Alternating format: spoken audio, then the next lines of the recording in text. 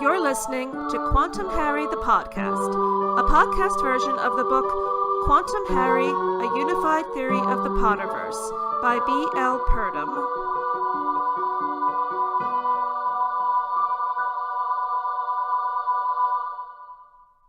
Episode 36, Chariots of Justice. This is the conclusion to a 2-episode arc about tarot symbolism in Harry Potter and the Prisoner of Azkaban. Last time I began to examine the cards in the Tarot Major Arcana whose images can help to illuminate J.K. Rowling's narrative choices in Harry Potter and the Prisoner of Azkaban, specifically looking at the cards of the third vertical column in our 3x7 grid of Tarot Major Arcana cards, since the third column is the one that aligns with the third book in the series. So if you missed episode 35, you should go back. Anytime you want to listen or re-listen to any episode, just go to the Quantum Harry Twitter page, at QHPodcast, and click on the link in the pinned tweet to go to the Quantum Harry episode guide, which has links to all of the episodes in audio and video formats, plus links to blog posts related to some of the episodes. There are also images of the tarot cards on the Quantum Harry blog, my Instagram account, the Quantum Harry Pinterest board, and the Quantum Harry Facebook group. And when the video version of this episode is posted on YouTube, you'll be able to see all of the images I'm talking about in the video. Having looked at the cards of the third column last time, the Empress, card number 3, the Wheel of Fortune, card number 10, and the Star, card number 17, plus the cards numerically linked to these cards, in this episode I'll focus on the sequential cards for Book 3, which is to say the cards numbered 7, 8, and 9, the Chariot, Justice, and the Hermit, plus, once again, any cards numerically linked to these cards. The Chariot, Justice, and Hermit are the sequential cards for this book because they are the third set of 3 as we move through the 21 cards in our grid. The first 3, 1, 2, and 3, were the sequential cards for the first book, and the second 3, 4, 5, and 6, were the sequential cards for the second. I'll also be talking about the Horcrux that aligns with the Prisoner of Azkaban, and how the imagery on the tarot cards linked to this book, the column cards, sequential cards, and the cards linked to those cards, can help to illuminate the link between the Horcrux aligned with the third book and the Defense Against the Dark Arts teacher in this book, Remus Lupin, as well as 5 other alignments in the 3 central books of the series, Prisoner of Azkaban, Goblet of Fire, and Order of the Phoenix. The first 7 cards of the Tarot Major Arcana depict age-old archetypes, and with one exception, each aligns with a gender or age archetype, the wise old man, the maiden, the father, etc., plus the ageless and genderless liminal being.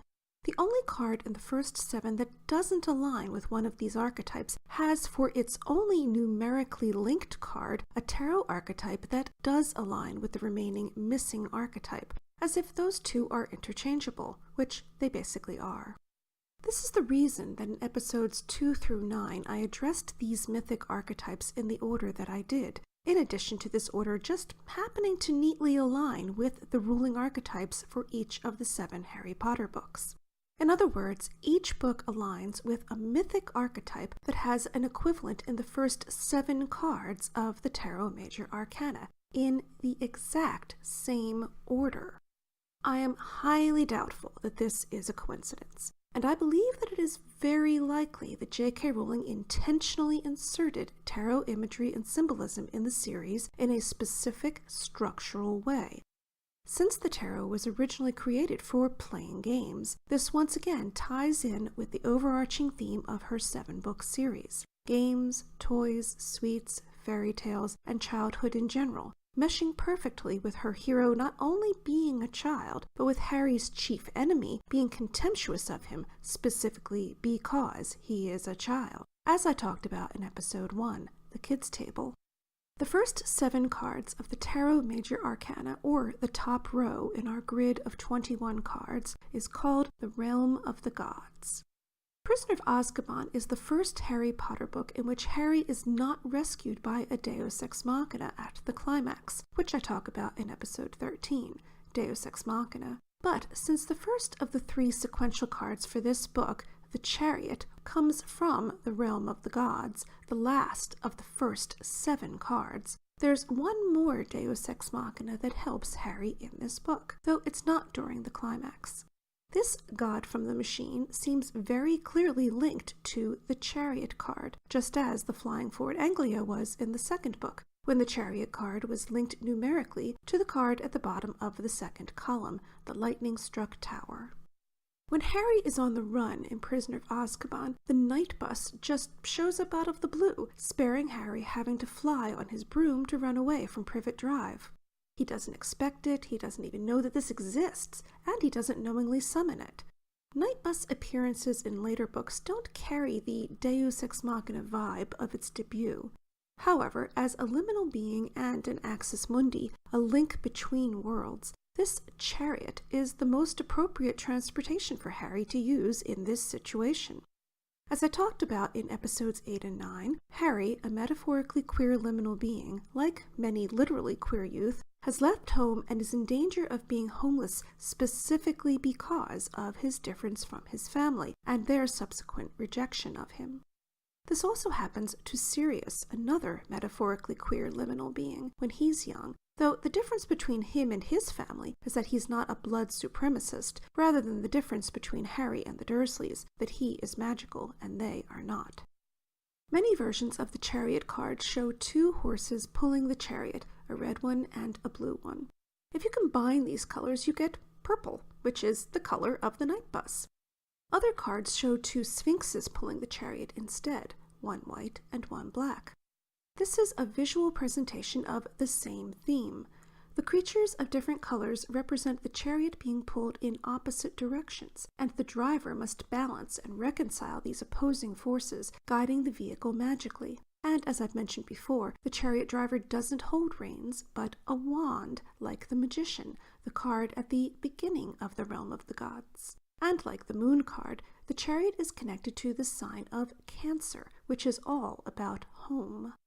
The chariot's destination is ultimately home. In Chamber of Secrets, Harry flew in the Forward Anglia, a symbolic chariot, to 2 of his emotional homes, the Burrow and Hogwarts. In addition to bridging worlds and reconciling opposing forces, which is what liminal beings do, another theme connected to this card is a journey home, which may be a new, chosen home, and discovering your true self by learning about where you came from, like Harry in Prisoner of Azkaban, when he learns about the Marauder's backstory. These themes mesh with the mythic archetype linked to this card, the metaphorically queer liminal being, and to the color purple, the color of the night bus, which happens to be an emblematic color in the LGBTQ community. Harry, a metaphorically queer liminal being, is treated as a pariah in his own home, but after he's outed and learns about his true self, he goes to his spiritual home to live with a chosen family. Another meaning attached to the Chariot card that's kind of a no-brainer is travel. Travel and transportation are key themes in this book. Harry's first experience of Dementors is while he's traveling on the Hogwarts Express. He's later convinced that he must learn to fight Dementors to play Quidditch, his usual mock war, which is played on brooms, a mode of transportation. The night bus and the Hogwarts Express are both virtual chariots, taking Harry home, the bus going to the Wizarding World in general, and the train to Hogwarts. When he arrives at Hogwarts, Harry encounters so-called horseless carriages for the first time, which are really pulled by thestrals, skeletal winged horses that are invisible to most people, including Harry in his 3rd year. Having flown to school in the 2nd book, he didn't previously see these carriages, which, like the Tarot Chariot, do not require a driver to steer them with reins. The eerie thestrals Harry sees 2 books later are there, however, and these creatures combine black and white, like the sphinxes on some chariot cards, with their black bodies and wings and white eyes. In addition to the bus, the train, and the school carriages, another mode of transportation Harry uses to play a game, his broomstick, is destroyed, and he gets a replacement, a firebolt, which is an incredibly appropriate name for a broom owned by Harry Potter with his lightning bolt scar. The new broom is hotly debated, with Hermione, backed up by McGonagall, convinced that it's from Sirius and therefore jinxed, so she's half right. Harry also rides Buckbeak the Hippogriff, first during a lesson with Hagrid, then to save Buckbeak and Sirius from the Ministry's version of justice. However, the Chariot isn't just about Harry's many journeys, literal and metaphorical, including his journey to understanding who he is and where he comes from. Sirius, also a metaphorically queer liminal being, travels home from Azkaban, back to being Harry's godfather, a role he would have filled at his friends' deaths if he hadn't gone to prison. And, like Harry, he also travels back to Hogwarts, his spiritual home. Sirius is metaphorically queer in his own family due to his ideological differences with them, but he's also a liminal being because he's an animagus.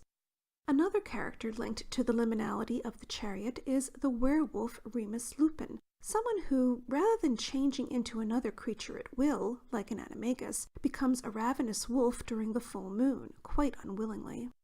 This works neatly with the sign of Cancer being linked to the Chariot card, since those born under Cancer are called moon children. We can definitely consider Remus to be a moon child, regardless of when his birthday is. Other symbols on some Chariot cards are wings and the Hindu symbols for the union of positive and negative, which is equivalent to the yin-yang. Sirius escapes from the Ministry's clutches on Buckbeak, another liminal being and a mode of transportation for Harry, Hermione, and Sirius that is a union of opposites. Even Buckbeak's name speaks of his dual nature, since bucking is something a horse does and a beak belongs to a bird. His later alias, Witherwings, also speaks to his dual nature. A wither is the ridge between the shoulder blades where a horse's height is measured, and wings obviously refer to another major anatomical feature of birds. The fear that a boggart feeds on is defeated by laughter, and the despair brought on by Dementors is fought by hope, love, and thoughts of happiness. The Chariot embodies these and many other dualities in the third book of the series and takes Harry, the protagonist in this tarot story, to the end of the realm of the gods.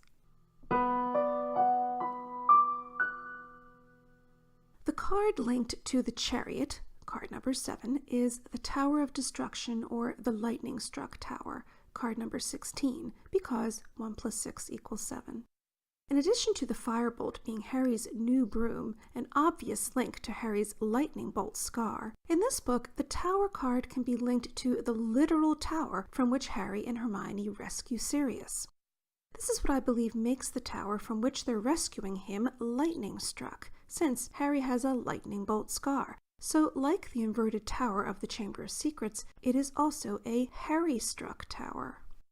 I talked quite a bit about the Wheel of Fortune card in the previous episode, which is fitting because the third book is the one in which Harry begins studying divination, lessons he attends at the top of a tower.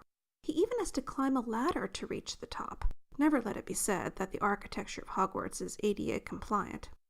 This is also the residence of Professor Sybil Trelawney, her tower being a physical manifestation of her identity as an axis mundi, a link between worlds, an archetypal crone, as I talked about in episode 6, A Murder of Crones.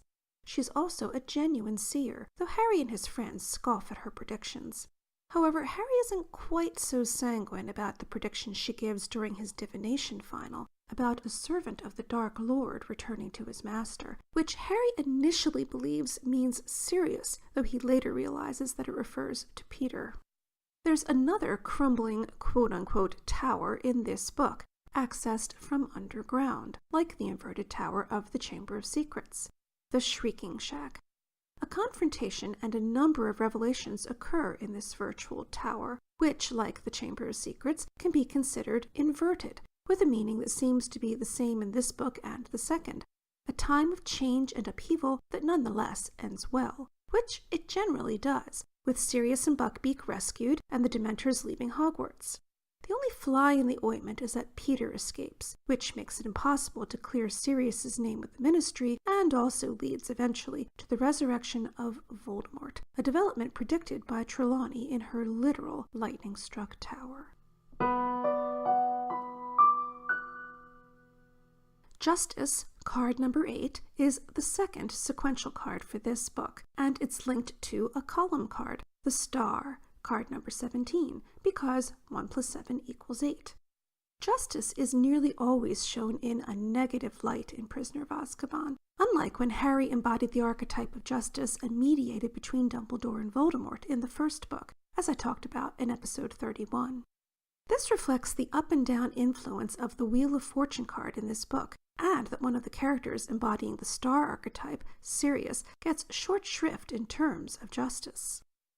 Harry tries to rectify this, helping Buckbeak and Sirius to escape miscarriages of justice, but Harry isn't the only one working on this. Hermione does research to secure an acquittal for Buckbeak, and when she's unable to continue, Ron picks up where she left off. All three are keenly interested in seeing justice done. Dementors are as blind as justice should be, but not in a good way. They don't care if they suck a soul from someone who's innocent. They are indiscriminate and unswayed by arguments about who deserves punishment and who doesn't. Buckbeak is also railroaded by the so-called wizarding justice system merely because Lucius Malfoy is friendly with the Minister for Magic. A time turner looks like an hourglass and is about balance, since the sand can only go from one end of the glass to the other and back. Using the time turner, Harry administers justice and saves Sirius and Buckbeak after hearing Lupin's and Sirius's testimony in the Shrieking Shack and having heard Pettigrew's side of the story.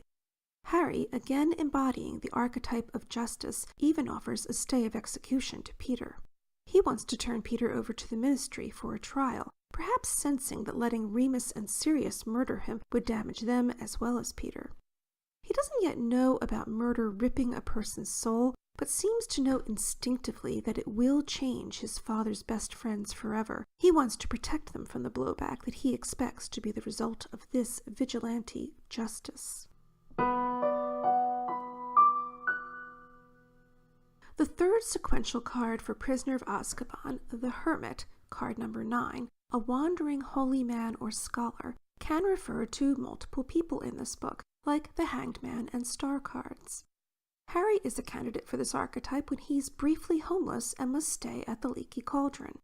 Sirius is in this role as a fugitive. He engages in a lonely trek to see Harry in Surrey, then goes north again to Hogwarts.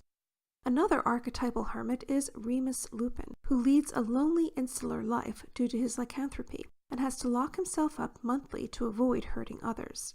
Plus, as a teacher, he also fits the scholarly aspect of the hermit archetype.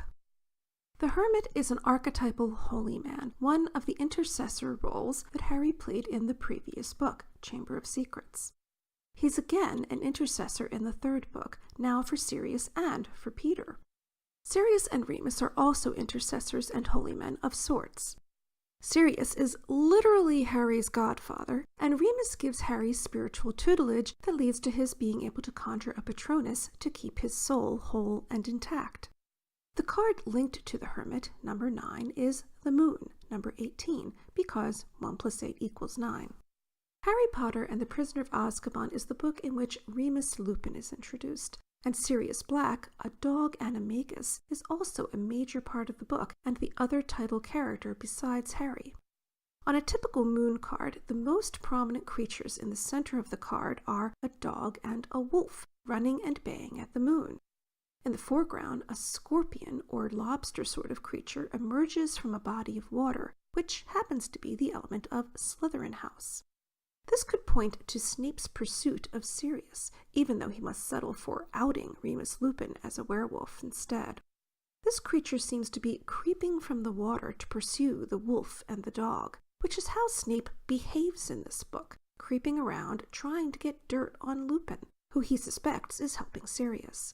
This is also reflected in the incident from their youth when Snape was nearly killed because Sirius lured him to the Whomping Willow when Remus was on the verge of transforming into a werewolf before Snape's life was saved by James Potter.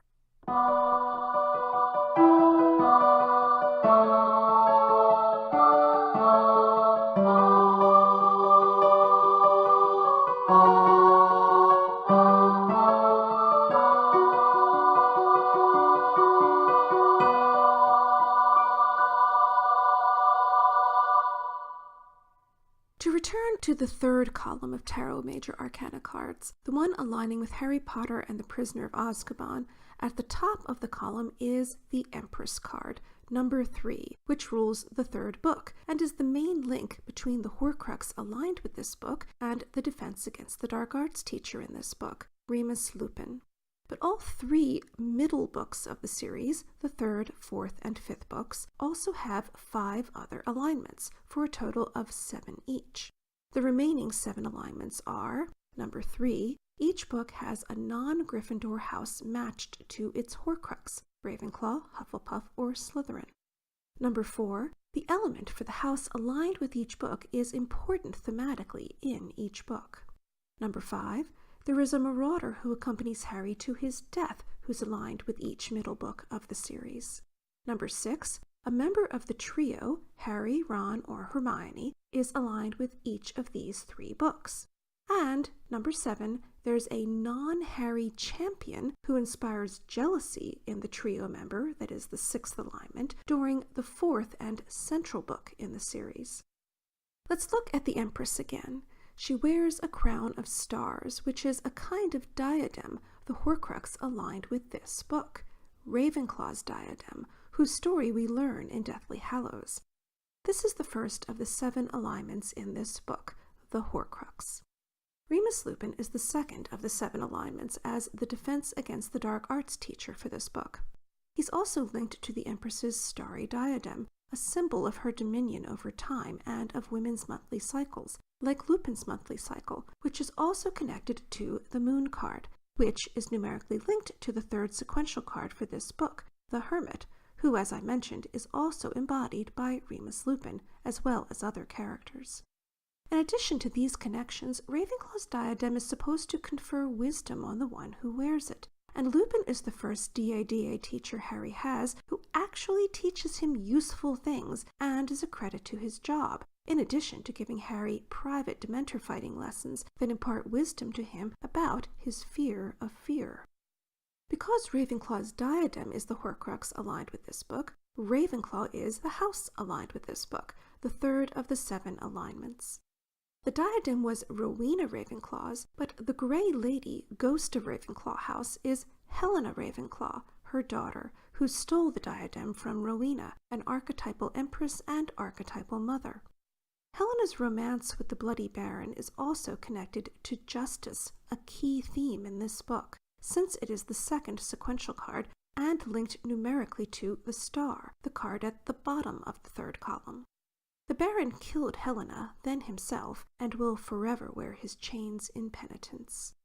The 4th alignment is the element for the house linked to this book, the element of Ravenclaw, air, as I've mentioned in episode 18, among others. This element is key in Prisoner of Azkaban on multiple levels. The backstory of the Diadem Horcrux is just one example of the importance of justice in this book, and this card, number 8, the 2nd sequential card, shows a woman representing the concept of justice, holding scales. The Justice card is also linked to the sign of Libra, an air sign. However, in a more tangible way, air is linked to how Harry carries out justice in this book, by flying through the air on a hippogriff to save Sirius. The element of air is even significant in minor details in this book. Of all the things J.K. Rowling could have had Harry accidentally do to Aunt Marge, for instance, she chooses to have him inflate Marge with air, so she rises up into the air. He plays a full Quidditch season in this book for the first and last time, and where does he play Quidditch? In the air. Another minor link to Ravenclaw and the element of air is that in his 3rd year, Harry first notices the Ravenclaw's seeker, Cho Chang, during a Quidditch match, which is again played in the air, the element aligning with Ravenclaw and with this book. Over and over, this 4th alignment, the element for Ravenclaw, the house aligned with this book, plays a role in Prisoner of Azkaban and is tied to one of the most significant cards, justice. Another link between the diadem and the element of air is that when the diadem is later destroyed, it's the only time in one of the 7th book's mock Quidditch matches when Harry rides a broom, as he would in a real match, just as the only time Harry rides a broom while overcoming the obstacles to the Philosopher's Stone is when he tries to catch the flying key, the 3rd obstacle, which happens to be the one created by Professor Flitwick, head of Ravenclaw, as I talk about in episode 16, The Seeker. So something that's close to Quidditch, which is played in the air and which shapes the third book, is an appropriate end for the Horcrux aligned with this book, the diadem. Remus Lupin, in addition to being the defense against the dark arts teacher in this book, is also the marauder who accompanies Harry to his death, which is the fifth alignment. Just as Sirius is Harry's godfather, Harry becomes godfather to Remus Lupin's son Teddy, orphaned in the final battle against Voldemort. Remus is the marauder whose mythic archetypes are the same as Harry's. He's an archetypal youth and a metaphorically queer liminal being. Remus and Harry were both attacked at a young age and changed by becoming a little like, but not completely like, the ones who attacked them, Fenrir Greyback, the werewolf, and Voldemort, as I talk about in episodes 8 and 9.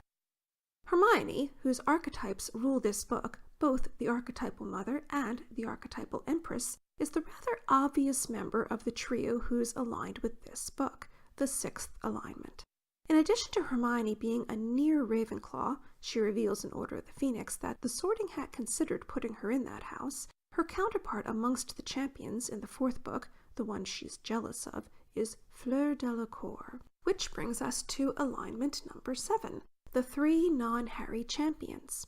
Fleur is from the pseudo-Ravenclaw school, Beauxbaton, as I talked about in episode 18, and Fleur will later wear a borrowed tiara, another type of diadem, at her wedding in Deathly Hallows to yet another character who, like Remus Lupin, shares the same mythic archetypes as Harry, Bill Weasley, who's both a youth and a liminal being, and who's bitten in the sixth book by the same werewolf who changed Lupin. All of these alignments are easiest to discern through examining the tarot cards linked to this book, especially Justice, but also the cards linked numerically to both the sequential cards and the major arcana cards in the third column, the one aligning with the third book of the series, Harry Potter and the Prisoner of Azkaban. You've been listening to Quantum Harry the Podcast, a podcast version of the book Quantum Harry, A Unified Theory of the Potterverse by B.L. Purdom.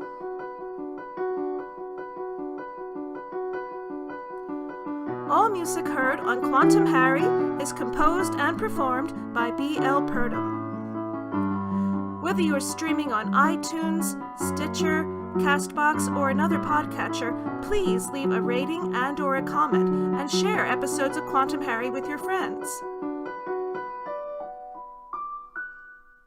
Next time on Quantum Harry, episode 37, The Goblet of Memory, an examination of tarot symbolism in Harry Potter and the Goblet of Fire. I hope you'll join me.